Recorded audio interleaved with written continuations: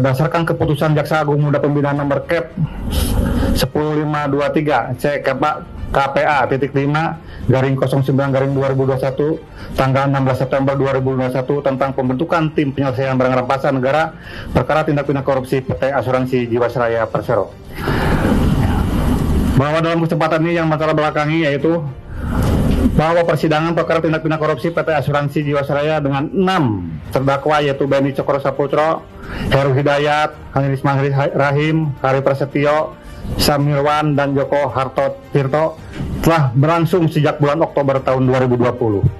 Hingga akhirnya pada tanggal 24 Agustus 2021, seluruh perkara tersebut pada tingkat kasasi mendapat keputusan Mahkamah Agung dan mempunyai kekuatan hukum yang tetap. Dari keenam perkara tersebut dimaksud disidangkan oleh Jaksa Penuntut Umum pada Kejaksaan Negeri Pusat, bahwa berdasarkan keputusan yang telah berkekuatan hukum tetap tersebut dilakukanlah langkah selanjutnya yaitu eksekusi terhadap badan, eksekusi terhadap barang bukti dengan melakukan penyelesaian terhadap barang rampasan negara yang terdapat dalam perkara. Acara ini merupakan wujud nyata dan komitmen dari Kejaksaan Republik Indonesia untuk memberikan kontribusi yang secara masif dalam rangka aset recovery, di mana pada awal tahun 2023 Kejaksaan Republik Indonesia telah berhasil melakukan penyelesaian barang rampasan negara PT Asuransi Jiwasraya Persero yang kemudian menyetorkan hasil penyelesaiannya ke kas negara dengan nilai sebesar 1.424.768.744 rupiah. Selama kurun waktu dari bulan September 2021 sampai dengan Januari 2023, Kejaksaan RI melalui Pusat Pemulihan Aset telah melakukan pemulihan aset barang rampasan PT Asuransi Jiwasraya Persero sebesar 3.140.492.396.973 rupiah 91 sen, baik yang berasal dari uang rampasan, penjualan lelang, penjualan langsung, penjualan efek, pencairan reksadana, dan penetapan. Kami menyadari bahwa masih banyak barang rampasan negara PT Asuransi Jiwasraya Persero yang perlu diselesaikan, dan terhadap barang rampasan negara yang belum terselesaikan tersebut merupakan komitmen kami untuk terus diupayakan penyelesaiannya dalam rangka optimalisasi PNBP dari Kejaksaan. Tahapan penanganan perkara, penyelidikan, penyidikan, penuntutan, upaya hukum, dan eksekusi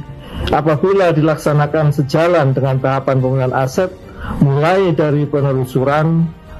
pengamanan, pemeliharaan, perampasan, dan pengembalian, seyogianya akan menghasilkan penegakan hukum dan penanganan perkara yang berkualitas. Saya berkenan kelas saya untuk dapat memberikan ucapan terima kasih dan selamat kepada para pihak yang selama ini sudah terlibat di dalam penyelesaian barang rampasan tindak pidana korupsi dan pencucian uang PT Asuransi Jiwasraya Persero, baik dari pihak DJKN, Kementerian Keuangan, maupun dari jajaran Kejaksaan Agung sejak tahun 2021 yang telah bekerja keras untuk melakukan upaya pemulihan aset terkait kasus tindak pidana korupsi dan pencucian uang dengan menghasilkan penerimaan negara yang lumayan cukup besar. Tadi juga sudah disampaikan Pak Kepala PPA 3 triliun lebih. Perjuangan dan kerja keras yang tidak mudah, penuh tantangan, dan saya yakin apa yang telah kita lakukan bersama untuk negeri tercinta Indonesia mendapatkan berkah dari Tuhan Yang Maha Esa, bahwa lelang sebagai salah satu mekanisme penyelesaian barang rampasan memiliki fungsi publik, yaitu untuk mendukung penegakan hukum di bidang hukum perdata, hukum pidana, dan hukum perpajakan. bahwa selain law enforcement, lelang juga menjadi bagian dari eksekusi suatu putusan hakim yang berkekuatan hukum tetap, dan peran lelang ini